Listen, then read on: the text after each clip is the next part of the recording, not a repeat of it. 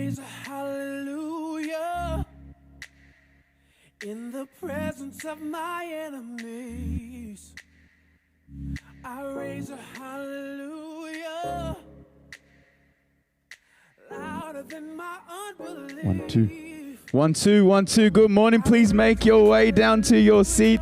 Apologize for the 5-minute delay. Technical difficulties, but we got there in the end.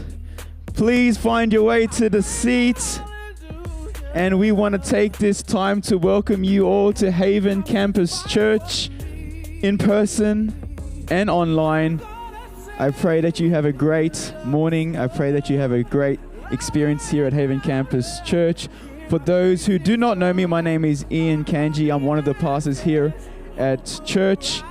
Our better half, if you could put it, is at our Converge with our youth over there. So they're having an amazing time up at Stewart's Point. But I want to take this time to welcome you here to Haven Campus Church, and I pray that you have an amazing, blessed, and awesome experience. So I just want to do a couple of announcements for you. We are starting our brand new series this month for the next, it's actually more than a month to be honest. It's 5 weeks. Even when it hurts. And we are opening up the book of Job. And I don't know if you've ever gone through Job before or you've read it. It is quite a conflicting and eye-opening book. Sometimes a struggle to read. So we're going to be going through even when it hurts. How do we praise? How do we give glory to God even in the hardship, in the pain, in the sorrows? And we have our very own Pastor B. Pastor B. I know you're going to jiggle and giggle when I say that. Pastor V speaking to us on opening up our series even when it hurts, the book of Job. I just want to, I guess last year was a bit of an experience with our whole COVID, but I just want to take this time. I wasn't going to do this, but I just want to take this time to say how proud I am of my church, that it wasn't easy COVID last year. But though we went through our struggles, not being able to meet, not being able to sing, not being able to do a lot of things that we all so love doing that makes Haven that special place. Though we went through a hardship, there's one thing I saw. It was a determination and a resilience of a church, of a community, of a congregation who wanted to make sure we kept together. And I saw that when we went on live, we had our people online, and when we were coming together and we had to wear our masks, when we weren't allowed to sing, I saw a group of people who still met.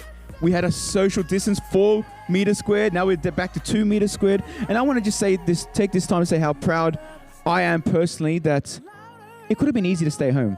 I know that. It could have been a lot easier to stay home, especially with that mask thing. Me and my wife stopped going to shops for a couple of times because we had to wear those masks, those face warmers.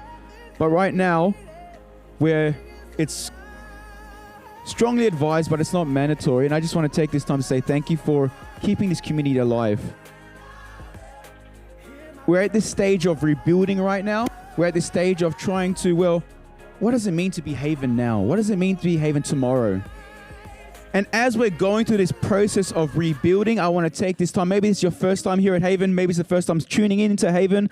Maybe it's your 100th time coming into Haven. I want to remind you and inform you that this is a great place to be, where the community care, where the community want to know who you are. And for me, just being here for just over a year now, I've experienced that and I've loved it, and I cannot express how proud I am of this community. So I want to welcome you to Haven Church. And we're in the process of rebuilding. We know, I'm not going to lie about that, but I'd rather be nowhere else than rebuilding it, not by myself, but with you guys. So we're building this community together. What do we want Haven Church to look like and reflect? Let's rebuild together. Let's see what God is trying to tell us into 2021. What does Haven Church mean to you? So I'd rather be nowhere else but rebuilding with you guys. And it's not about, I love the songs, I love the sermon series, but mostly it's about you. We're doing this together. So I want to welcome you to Haven Campus Church. And this is why the focus for this year is strongly based about community. That's why we have our church camp. We're trying to implement more things that will allow us to do community, not just inside the 10 to a 12 o'clock segments, but we're trying to do community outside of that as well. So that's why on the 26th to the 28th, we have our church camp, and you are all welcome. If you have not registered, please go onto our Facebook page, register on our email system, and we can send out the link to you, as well as on Instagram page. There's a link there. It's only $15 for the entire weekend. We're obviously BYO food, but we're going water skiing on Sunday. We got our amazing people who are bringing their boats in. We're going to have an awesome time, not only because it's water skiing and because we're camping, but because we're doing it together. So 26th to 28th, please come along to Haven Campus Church Camp. It's going to be amazing. Also, we have our BYO picnic. Like I said, we're trying to bring more of these kind of community events outside the 10 to 12 segments. So next week, after church, we are going to Pioneer Park, and we're going to have a time of picnicking, of enjoying being God's creation. Bring your chairs. I know Pastor Leighton's always emphasized, Ian, bring a chair, because you ain't taking my chair. So bring your chair, because you ain't taking my chair. I got a nice camping chair, and I enjoy it. It's really nice and soft for my cushion. Bring yours. BYO Church Picnic, Pioneer Park, again on our Facebook page, on our email system. We got more details in regards to the exact location. It's only around 10 minutes drive from here. It's more so Gosford, but yeah, you get the gist when on the email system as well as Facebook page exactly where it is. So that is next week, directly after church. We're going picnicking, picnic baskets, mats and all that stuff. Please come along and let's be together in God's creation. So we have our offering as well. This week's offering goes to ADRA. And I want to show you just briefly a little clip of what ADRA does, the impact it makes. But also, I just wanted to make another announcement before we go into offering. I forgot to add the slide that on the 27th of February, I think that is correct. So that is in 2 weeks' time, not this weekend, not the weekend after. So 3 weeks' time, we are implementing back to our small groups. So 27th, we want to go back into small groups. So after church, we'll be talking with each other. We're learning and growing together. So our small groups hub has been faithfully meeting throughout this whole period, but we want to do it together as a community as well in this room as well. So on the 27th of February, small groups are coming back to Haven Church. So I'm very, very, very excited about that as well. So please come along as we go back into small groups on the 27th of February. So right now, I just want to show you the slide that we are... to inform you what ADRA is about, and that's what the offering is going to this weekend, this Sabbath.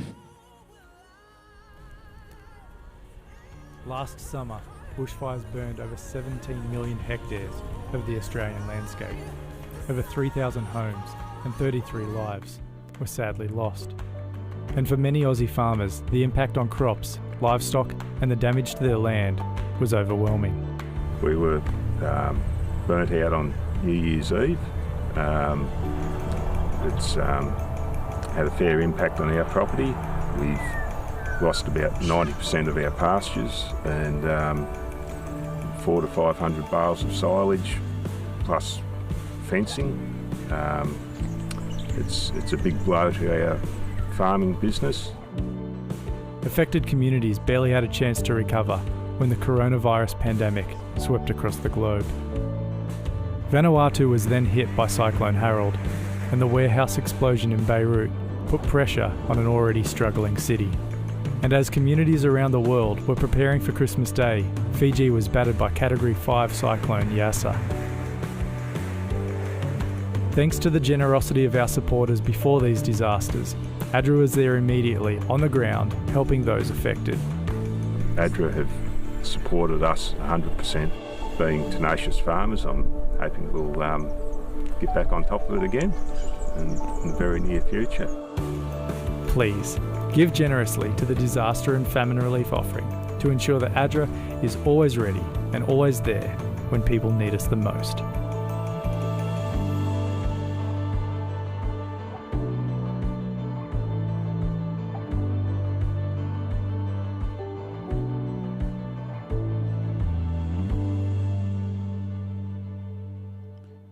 So that is where our offering is going to this week. I've had the absolute privilege of working with ADRA a couple of years now, where I've gone to mission trips to Solomon Islands, to East Timor, to Fiji, and I've seen firsthand the impact ADRA have when they go out there and being the hands and feet of God and just helping those who are desperately in need. So this is where the offering is going to. Please give generously and support an amazing ministry. So the offering obviously is collected through e-giving, but we also have our offering basket, like, I don't know what you would call it, but it says offering clearly labeled at the back there. But we still have that available if you want to give in person directly. So e-giving app is the best way to go about doing that as well. So before I go into prayer for today, I also want to give a special prayer. Last week, we went on our first camp with our years 8. And I don't know if you noticed this, but we are a campus church. And definitely one of the missions, one of the visions that we have for this church is to how do we minister to the young people, to our staff, and to our teachers here at CCAS, Central Coast Adventist School. And last week, we went to on our year 8 camp, and we have an amazing staff who are just constantly pouring into the lives of our young people. And I right now want to show you a slide on what takes place on these camps. We have our very own Craig, who's a campus director, Pastor Layden, who's a chaplain here at the school. They all attend here. They're obviously getting their rest, ready for what is going to be next week, because we're about to embark on our year 7 to 11 camp. And I can't tell you, and I can't stress you how amazing these camps are and how the lives of the young people are changed. We had a worship meeting last night with all the worship committee, with our worship team, and Aaron, our very own amazing, I would say drummer, but he's a singer as well. We asked him, what has impacted you in your experience here at school? And he goes, the year 7 camps, when I went on year 7 camp, and then went on year 11 camp when I was a counselor in the year 7 camps. He goes, that has changed my life and has a huge impact. So this is one of the ministries we have here at Haven Campus Church. How do we support this amazing ministry, this mission field that we have at our young people? And right now, I want to show you a video on what took place last week. And I know I'm going to catch him off guard. I'm going to invite our own, I call him my prayer warrior, Dave Vanderveer, off guard. I know you are. I want to ask you, as this video finishes, can you come up and can we just pray over our school ministry? I caught you off guard, but they're the best prayers, brother. They're the best prayers. So let's watch a video, and I want to say this is an amazing mission field. And I ask you that next week that you continue praying for our young people, continue praying for the impact that God is making in our school, because we're having our year 7 and 11 camp, and I know God is going to move mountains in that experience. So let me show you, give you a bit of a glimpse of the mission field and what we do in our camps every year at CCAS. I already played it. 1 second. I'll be back.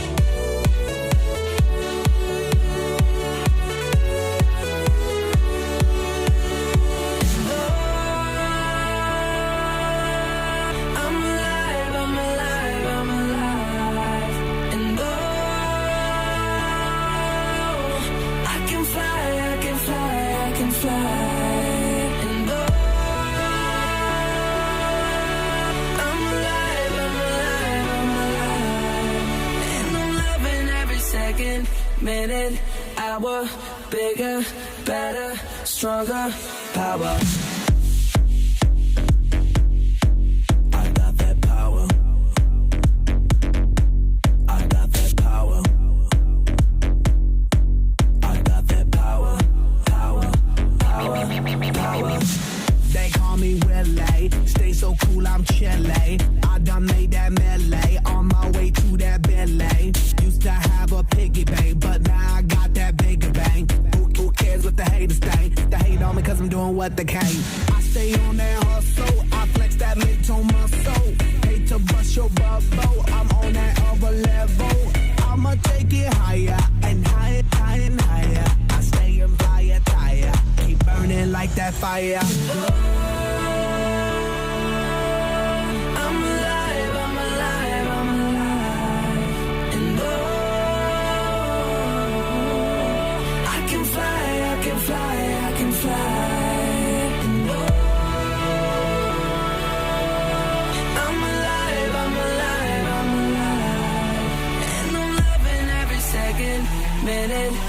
power, bigger, better, stronger, power. I got that power. I got that power. I got that power, power, power, power. Yes, y'all. Feeling funky, fresh, y'all. Work to be the best, y'all. Work good under pressure, y'all. Been through all that stress, y'all. Get this off my chest, y'all. Made it out in projects with this project that's progress, y'all. I did it for my mama. I told her when I was younger that I'ma be that number one. Yep, I'll be that number one. I take it higher and higher, higher and higher. I stay on fire, tire. Keep burning like that fire, fire. Whatever doesn't kill you only makes you stronger. So I'ma get stronger. Coming like a battle ram, battle ram. I'm knocking down the door again, door again. Coming like a battle ram, battle ram. I'm knocking down the door again, door again. I'm alive, I'm alive, I'm alive. And I can fly, I can fly, I can fly. I'm alive, I'm alive, I'm alive. And I'm loving every second, minute, hour, bigger, better, stronger, power. I got that power. I got that power. I got that power, power, power, power. And I'm loving every second, minute, hour, bigger, better, stronger, power. And I'm loving every second, minute, hour, bigger, better, stronger, power.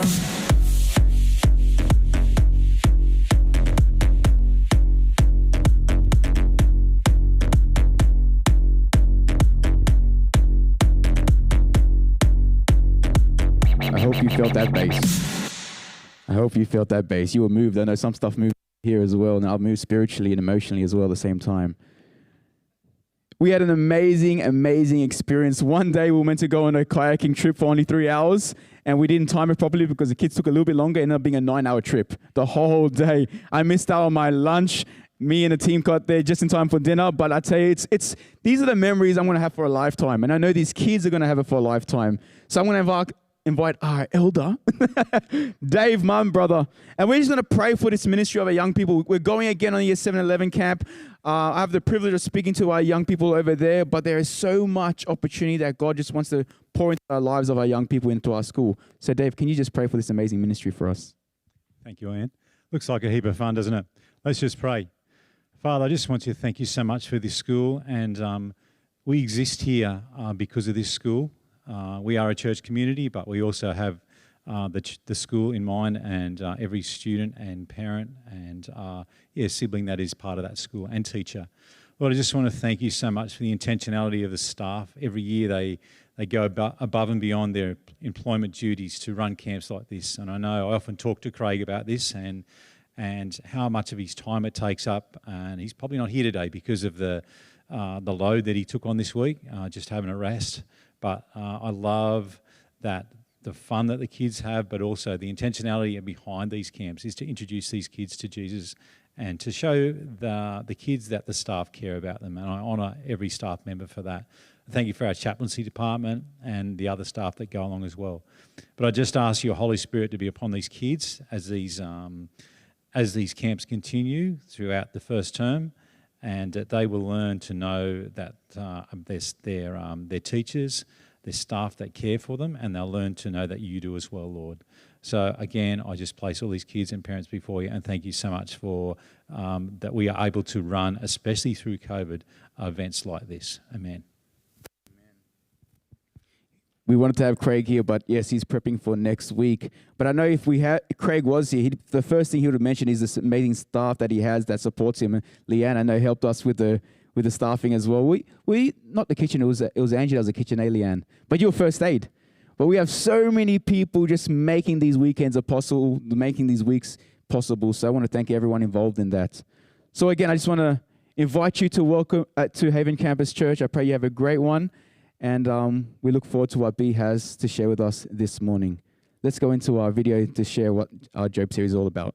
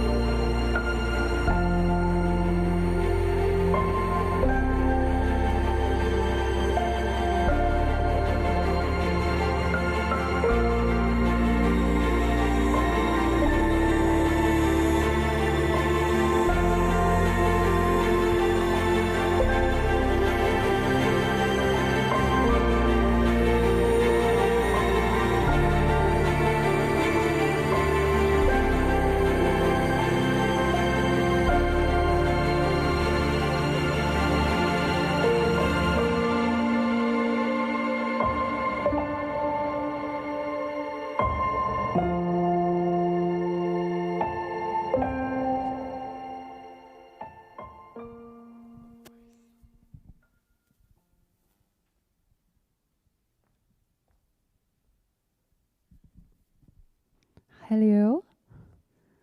Morning. Well, what a book that we're about to get into.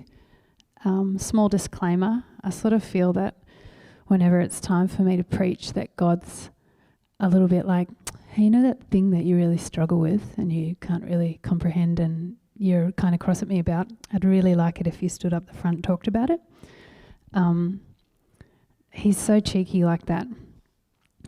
So thank you for coming today and for being willing to walk with me this morning as we begin our look into Job. And my role this morning is to give an overview of the book, to set the context for our series, and to try and provide a little bit of ease into an incredibly hard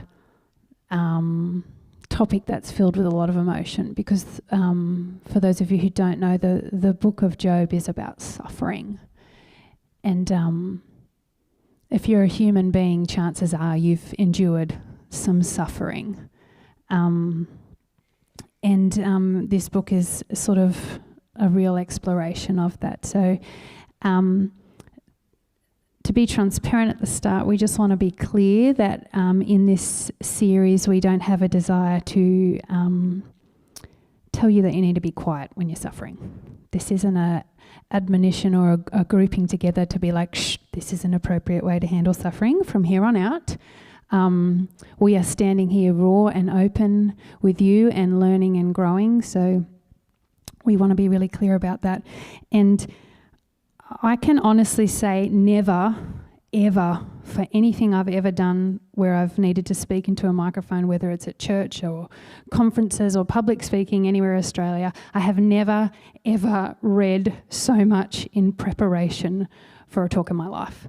I have read pretty much every hard-out doctoral thesis excerpt you can find. I have listened to really crazy podcasts. I have tried to go really, really, really, really nerd deep this week for you so that we can provide a space where this is a safe, informed space for us to look at suffering rather than an opinionated place with an agenda. So, and the reason why we want to do that is because we're aware of how Job has sometimes been used in the past with churches as a space to generate a message of what's appropriate responses to suffering, or why God causes suffering, or what you shouldn't do when you're suffering.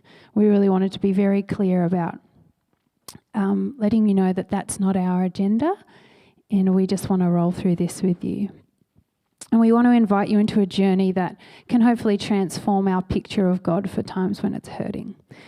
And I want to say from the start of today and over the next 4 weeks after today as well, if at any point you're feeling triggered, if at any point you're feeling like your journey with suffering is really peaking, if you are hurting and if you are needing to explore that, please come, not because we have all the answers and we are qualified and trained to walk you through it, but because we are family and we want to hear your story, and we want to put you into contact with people who can provide help for you if that's what you need, and also journey with you as your relationship continues to grow with God in hard times.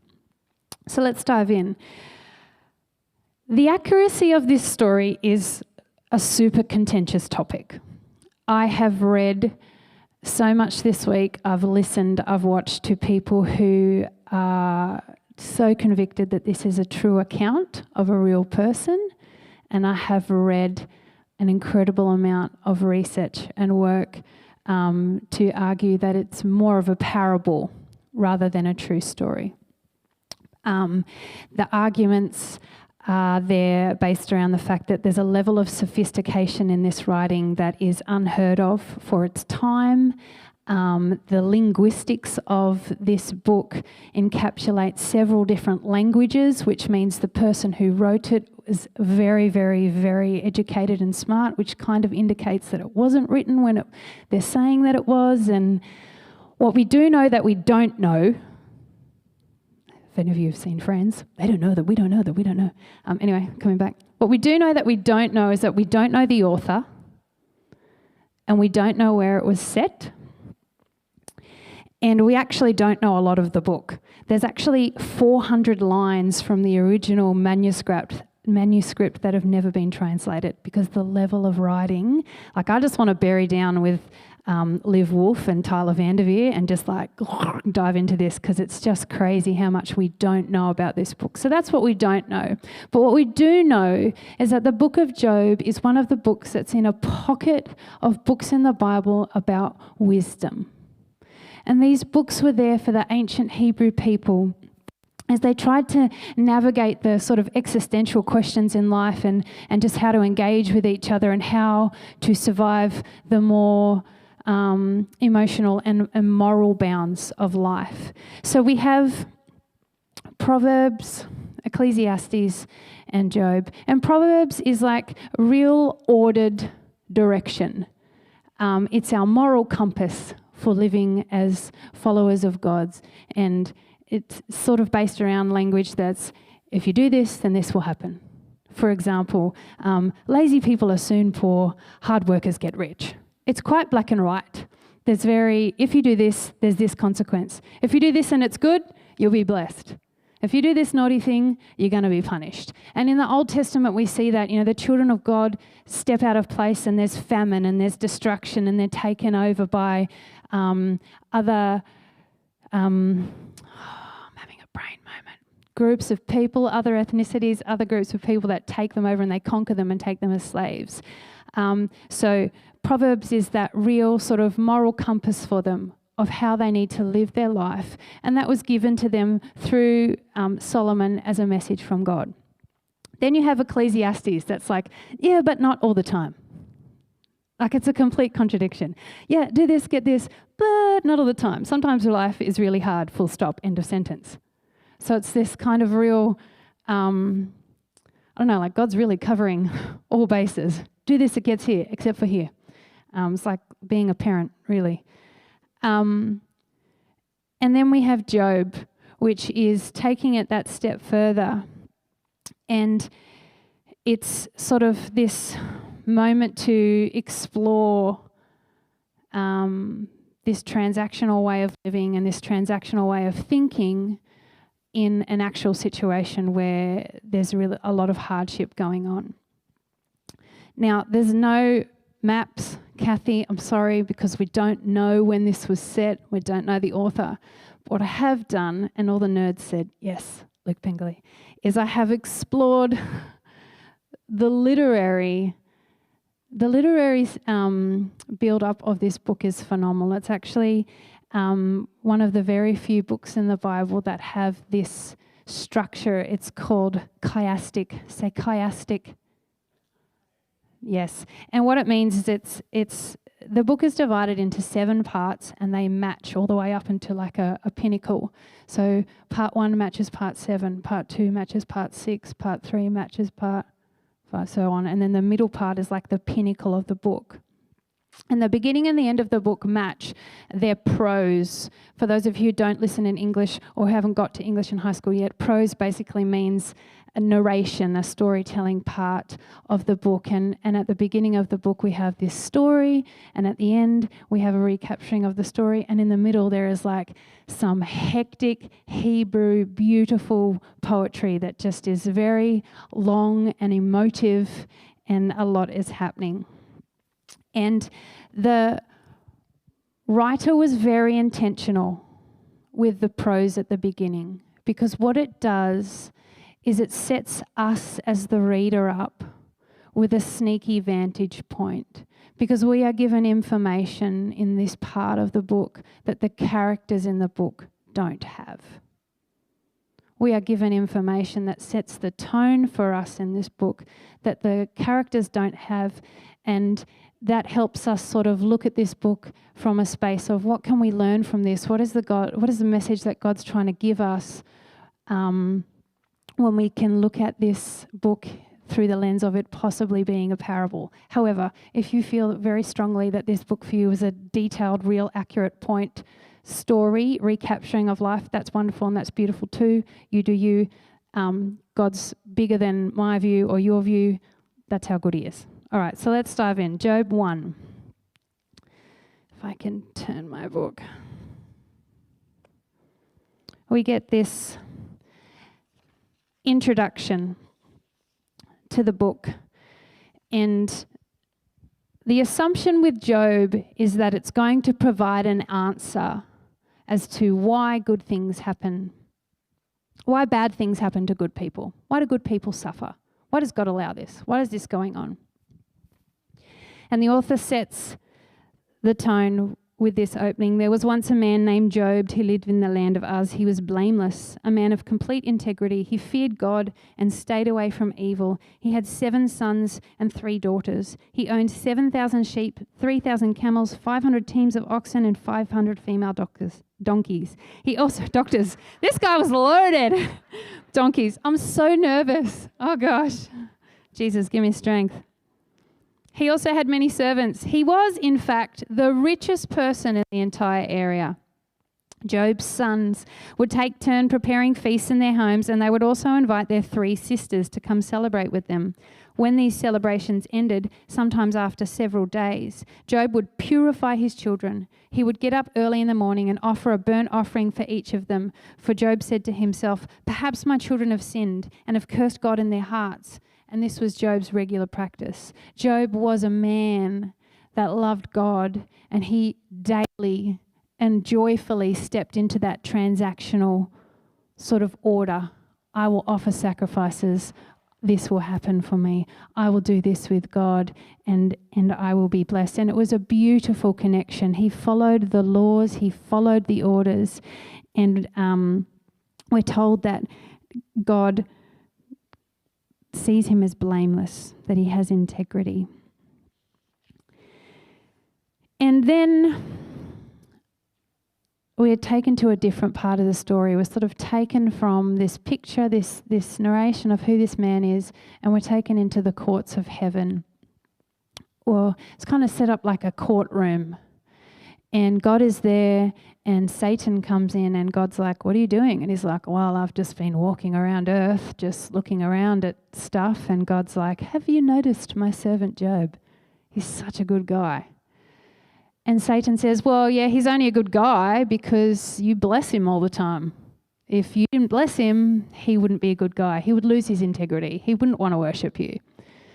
And we have this part in the story where there's this, not a negotiation, but this interaction between Satan and God, where Satan wishes to thwart Job's love and passion and faithfulness for God by bringing calamity into his world.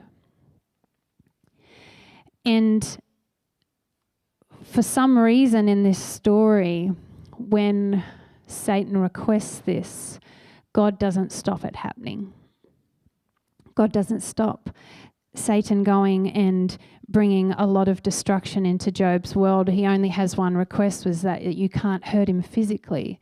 So Satan removes everything that's in Job's life that brings him joy, all of his possessions, all of his wealth, all of his status, and then all of his children are wiped out. And he's grieving, but he never stops worshipping God. And then we are taken back into this courtroom interaction between Satan and God, and God's like, you see, he still praises me. He still praises me. He's a good man. And Satan's like, well, yeah, that's because I didn't hurt him physically. So if I hurt him physically, then he'd curse you. And when they say curse you, they don't mean cuss out or swear. They mean for Job to deny him and turn his back on him and say, you're not real. And a second time, God doesn't stop Satan from intervening, and he brings about these horrific boils and skin lesions all over Job's body. Now, back in the day, to be a leper, to be considered dirty, was like the ultimate disgusting thing in society, and you were shunned. So Job has lost his status, he's lost his wealth, he's lost his children, and now he has lost anything that enables him to be connected to his community and allows him to receive respect and connection, and he's shunned from the community. And we're given this picture where he's sitting outside the gates of his town and he's scraping dead skin off himself. He's shaved his head, he's gone full Britney. He's on the ground and he's ripped his clothes, which is like a sign of anguish back then. And he's just sitting on the ground going, this is unbelievable. I'm broken. And his wife says, if this is as good as it is with your God, why don't you just curse your God? And from there, we're introduced to some friends who come over there. But I just want to revisit for a second, because we really wrestled with this in our team preaching meeting this week, this idea that God allows suffering in people's lives. And I don't know what the answer is for that. I can't tell you the answer for that. In fact, we go into Job asking that question and we never, ever receive the answer. There is never an answer that comes out of this book that ever says, this is why. In fact, when we go through the book, God only answers questions with more questions. He doesn't outline an answer. And I don't know why. I don't know why that is. My personal belief after all of the reading, do you know there are people who have done entire PhDs on only what Job's wife has said? She says 6 words in the original Hebrew, a whole doctoral thesis on 6 words. These people are crazy. So even they couldn't pull apart why this was happening.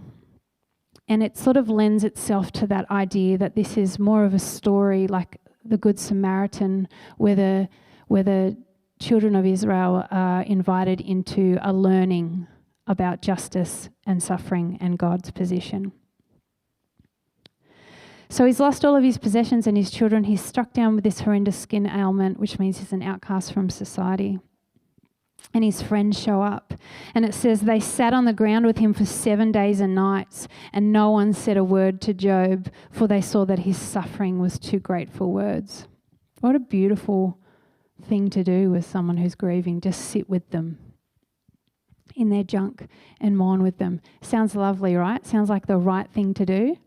They only did it for 7 days. Then they really dialed up their jerk buttons. And what we have over the next 35 chapters is this really intense conversation, these back and forths between his friends, Eliphaz, Bildad, and Zophar, as they try to wrestle with how to understand how did this suffering happen.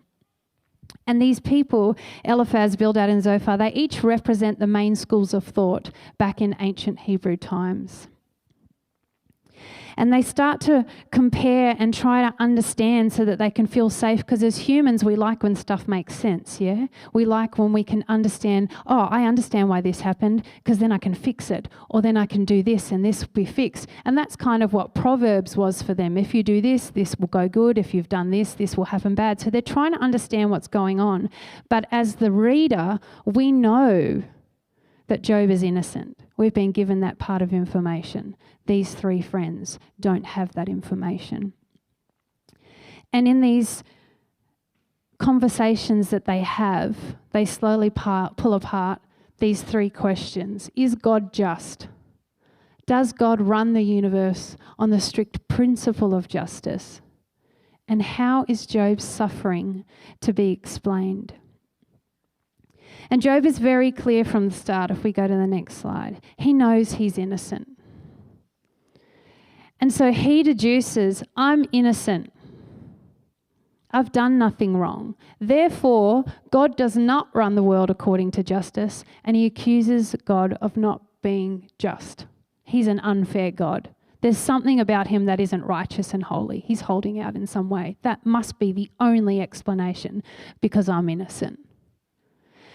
And through a number of conversations, his friends actually stand very, very strongly and boldly in the opinion that, no, God is just. You've done something bad and you need to own it.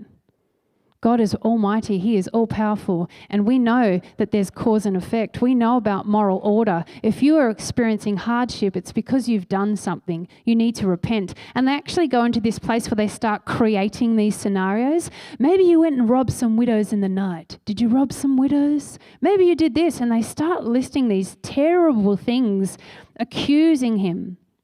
And Job is just heartbroken because, again, he knows that he's innocent. And he just cannot fathom why on earth, when he's done all the things, he practiced daily rituals of sacrifice. He offered sacrifices for his children. He gave to his community. He was loving. He was generous. He did all these wonderful things. Why is God doing this to him? He must be a bad God. And he starts to get real angry. And he starts making demands on God. You tell me what's going on, God, because this is ridiculous. And then this new character appears, Elihu, and he's a younger man, and he's quite frustrated with these guys. He's frustrated that they would speak about God in a rude way. He's frustrated with Job, that Job would be so sort of blasphemous about God, and he challenges all of them, and he says, like the friends, no, God is just, and God does punish if you've done stuff wrong, but maybe God brings about suffering for people to warn you because you were going to do things that were wrong in the future. So we've got three schools of thought. I'm innocent. God is not fair. I've done nothing wrong. Why am I being punished? What is this going on? And I have to say, I resonate with that. I don't know if any of you have been in situations where you have experienced a level of heartbreak that is not normal. And you think, what on earth have I done to deserve this? Where are you, God? What are you doing? And then we've got this other school of thought where they go, no, you've done something wrong. There must be a reason for it. And I've packaged everything up that's happening to you in a nice tidy box so I don't have to deal with the uncomfortability of your situation. And then we've got somebody else who says, yes, God is just, and perhaps he's just thwarting you from... It's a bit of a preemptive punishment, a bit of a threat to keep you from doing what you should be doing. And Job knows, he knows, again, this isn't true. He's innocent, and he starts to get really angry, and he takes his and he takes his angst and he takes his venom in his words to God. And he's like really, he's not cursing God, but he is bringing everything within him so vulnerably out. And he is wrestling and he is saying, this isn't fair. Where are you? You mustn't be just. And he starts accusing God of all of these things from his perspective of his suffering. And then God, as only God can, comes in a whirlwind. And he comes to answer Job. And he takes Job on this virtual tour of the universe. And he starts to share intricate details and minuscule elements about life on earth. And he shares details of creation. He shares details of the most random parts and how he's been part of earth forever and that he's been sustaining earth for forever in a way that Job's never even considered. Let me read to you some of the things he says. And I just imagine, God's been sitting there watching these interactions between these 5 men. And he's just bursting to share who he is. And I want to note, at no point does God come into this and go, "That's enough. How dare you speak of me so rudely? You're so ungrateful. This is rude. This is wrong. Snap out of it." Instead, there's this love and this joy in his voice. He says, "Where were you, Job, when I laid the foundations? Tell me if you know so much. Do you know who keeps the sea inside its boundaries as it bursts from the womb, and as I clothed it with clouds and wrapped it in the darkness? Have you ever commanded the morning to appear and caused the dawn to rise in the east? Have you visited the storehouses of the snow or seen the storehouses of hail? Does the rain have a father? Who gives birth to dew? Who is a mother of ice? Who gives birth to the frost from heavens? Do you know where wild goats give birth? Do you know how many months they carry their young? Can you rely? The ostrich flaps her wings grandly, but they are no match for the feathers of the stork. Have you given the horse its strength, or closed its neck with flowing mane? Did you give the ability to leap to a locust? And he starts pulling out these beautiful, tender fibers of life and creation and giving them to Job to say, "Hey, look at me. Look at what I've done. Look how long I've been here. Look at what I can do. Look at the life that I'm sustaining. Have you ever considered this? I know you're hurting, but have you considered all of this stuff?" And he's showcasing his place in the universe, God's place in the universe since the dawn of time, and that he's still part of it. And then he starts talking about Leviathan and the behemoth, which are symbols of disorder and danger. But he speaks about them with pride. He speaks about them with joy. And he starts drawing these parallels between them, that monsters are not evil, but they're not safe. And in the same way, life can be wonderful and grand and beautiful, but it's not always safe and kind. And in this, he's really trying to showcase to Job and his friends the complexity and the dynamics of life in our world. He doesn't answer Job's question, "Why am I suffering?" He showcases the unbelievable richness, complicated, huge, intricate complexities of life on our planet.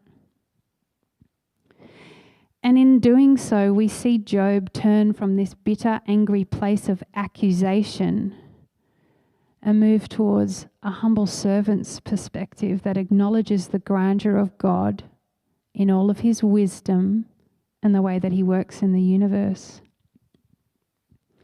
And if we go to verse 42 and just read the first 6 chapters, it says, "Then Job replied to the Lord, I know that you can do anything and no one can stop you. You asked, who is this that questions my wisdom with such ignorance?" God is like hella sarcastic in this book. It's brilliant. It's so good. "It is I, and I was talking about things that I knew nothing about, things far too wonderful for me. You, God, said, 'Listen, and I will speak, for I have some questions for you, and you must answer them.' I had only heard about you before, but now I've seen you with my own eyes, and I take back everything that I said."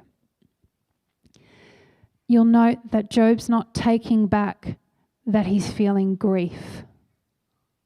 He is not taking back that he is confused about why he's hurting. He's taking back his accusations of God not being fair, because in this amazing virtual tour that God has given him over these beautiful long paragraphs of poetry is this knowledge that we live in an amazing and complex world that is not designed to prevent suffering. And instead we have an invitation to lean into the massive wisdom that is God. And we finish with this prose, again, retelling this story of Job and where he's up to in his life, and we are aware of the change in him in particular, because he goes on to talk about his daughters and leave an inheritance. Now, at the start, Job was a nervous father. He was offering sacrifices for his kids in case they sinned, and I need to keep it nice and tidy. In case they sinned, I need to keep us straight. We've got to follow this moral law and this moral order to follow God so he doesn't punish me. And then at the end, he's quite free-willing, and he names his daughters. The Hebrews translate to words like eyeshadow, spice, and a dove. And then he also gives them his inheritance, gives them part of the inheritance, which is huge. Like, you could do a whole theology exploration on just that part of Job, because that was so counter Hebrew tradition at this point. We've seen Job go from very rigid in this transactional relationship with God that is very much dependent on following moral order, to a place where he is just lovingly giving. And he's willing to just step outside of the bounds of cultural, dictations of how we engage with life and our family, and just give and be generous. When we go through this book over the next 4 weeks, we are never going to get an answer as to why suffering happens, especially to good people.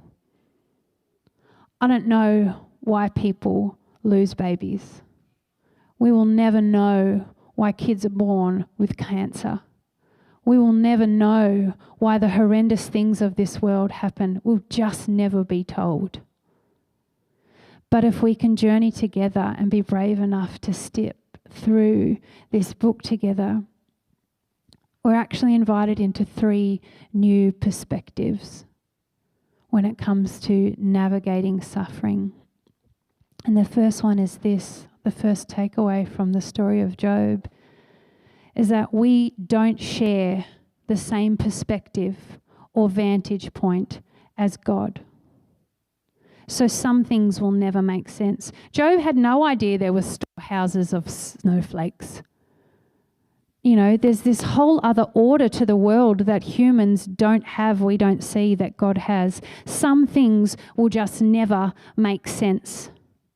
One of the things I was reading, I shared it with the preaching team, it said, some things will never make sense to humans. Try explaining heart surgery to a rabbit. And I was like, that is a brilliant analogy. They could never comprehend that. We could never find a way to explain that to a rabbit. Some things we'll just never understand. We will never understand. The second thing we learn is that Job never stops worshipping. When he takes his anger, when he takes his ripe, juicy, hurting, raw, primal anger and angst to God, and he puts it at God's feet, and he's calling out to God and demanding answers, that is worship. That is connection. That is seeking the Father. And God doesn't respond with an admonishment. He doesn't tell him to sit down and be quiet and watch his mouth. And as a church, I think we could really learn from that. I think as a church we could do a lot to learn how to sit with people through their suffering, and to understand that when people are wrestling and they're in the dark places, but they're here and they're coming to us and they're coming to church, that is worship. God doesn't want Job anywhere else but looking at him and asking for answers, seeking him out. We'll never have all the answers. Some things won't make sense. Even when you're angry, you can worship. And the third thing that we can pull away from this book, if we're brave enough to journey together over the next few weeks, is that we live in this amazing and complex world that was not designed to prevent suffering. And the only antidote for that is to step into trust with God. It doesn't take it away. It doesn't say, step into trust with me and then it'll all be gone. Huzzah! It's not how it works. You know, and we see this time and again when Jesus is walking the earth and he says, when it hurts, come to me, bring me your burdens. Come and be with me. We have all these instructions in Galatians. Sit with people. Sit and help them carry their burdens, be with them. It doesn't say stop it. There's no magic to take it away. It says be there with them. We've got lots to pull out over the next few weeks. And our hope is that we can all come together with the same reckless abandon and vulnerability as Job and explore the nature of God when we're walking through some really harsh seasons in life. Let's pray. Heavenly Father, thank you for your patience with us and your love for us. And thank you for stories that teach us of how grand your love is and how much you desire for us to have peace. I just pray that you pour a double portion of your blessing out on our church this week, whether in here or online, that we will be brave to step into the spaces where we explore who you are when it hurts, that we'll be brave enough to ask for help when we're hurting, and that we can boldly step into a place where we deconstruct possibly our faith with you from a transactional place to a space where we're stepping into love and connection with you even when it doesn't make sense. Thank you for all that you are and who you've been and who you'll continue to be. Amen.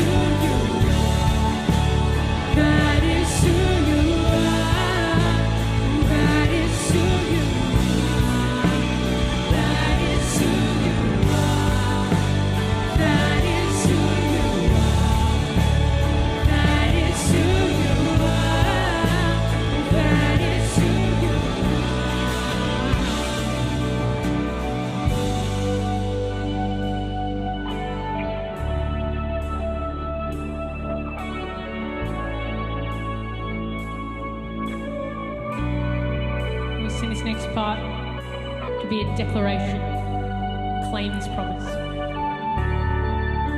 Even when we don't see it, even when we don't feel it, He's working. Through all this. Even when I don't see it, You're working. Even when I don't feel it, You're working. You never stop working. You never stop working. Even when I don't see it, You're working. Even when I don't feel it, You're working. You never stop working. You never stop working. See it out. Even when I don't feel it, You're working. Even when I don't feel it, You're working. You never stop working. You never stop working. Even when I don't see it, You're working. Even when I don't feel it, You're working. You never stop working. You never stop working. Waymaker, miracle worker, promise keeper, light in the darkness. My God, that is who You are. You are waymaker, miracle worker, promise keeper, light in the darkness. My God, that is who You are. That is who You are. That is who You are. That is who You are. That is who You are. That is who You are. That is who You are. That is who You are. That is who You are. Yeah.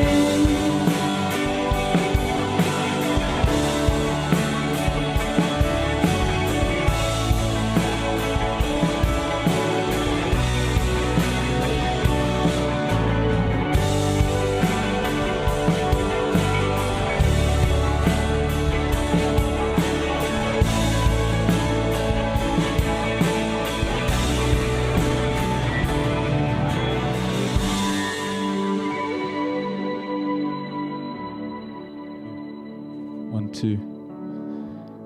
How powerful is that song? Waymaker. And if you, even when I can't see it, You are working. B, I want to thank you for your sermon this morning. I feel as if you read in the commentary. And so many times I find it so hard to grapple and understand Joe, but when I was listening to you, I was like, man, she got it. And you pulled it, and I understand it most of all. And I just want to reiterate this thing to you, what I was saying this morning, and B was saying it. There's something powerful, not only when God connects with us, but when we find a safe place to vent our suffering. And you may be here for the first time, you may be here for the 100th time, I don't know. Haven is a safe place. And we want to give you opportunity when you have a chance to come and speak to one of us. There's people out there that really do care. Last year, me and my wife were going through a pretty crazy ordeal with my daughter, where she doesn't have the ability to speak, and we were going seeing counseling, speech therapist, and we didn't have the money to pay for that. And I remember when I saw Liana, who's an amazing speech therapist, and she says, you know what, your church has paid for the next couple of meetings, and I kind of was like, who knows? And I'm not saying, hey, this church is going to pay for you. I'm saying this church is going to love you and care for you. And I'm so looking forward to doing community together. And like I said, we're rebuilding together. We're finding out what this church looks like. So this is a safe place. So welcome to Haven Church, and I pray you stay and worship and grow and do life with us. And as I'm mentioning in doing life together, we got a special announcements, and I got my man Shiloh. You got a special announcement to make, do you, my friend? Do you want to share with our church community what is the special announcement? Do you want me to hold your phone? Oh, you can hold your hand. Okay. What's your announcement? So, I'm turning 6 so I'm going to be 6 but on 5 sleeps until I'm turning 6. And then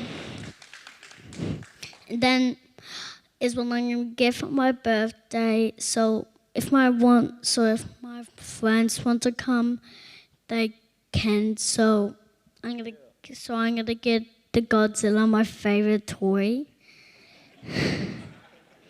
And Thank you, Shiloh. 5 sleeps time, is that right, Shiloh? Thursday. Send him a text, send him a message. You'll see it all. It is Shiloh's birthday. Let's do life together. Let's praise, let's joy, let's worship. And I pray that you have an amazing Sabbath. As always, love God, love others, love yourself, and always, always, always be kind. God bless you, church. We have the hub straight after this as well, so please join us over there and have a great day. Thank you.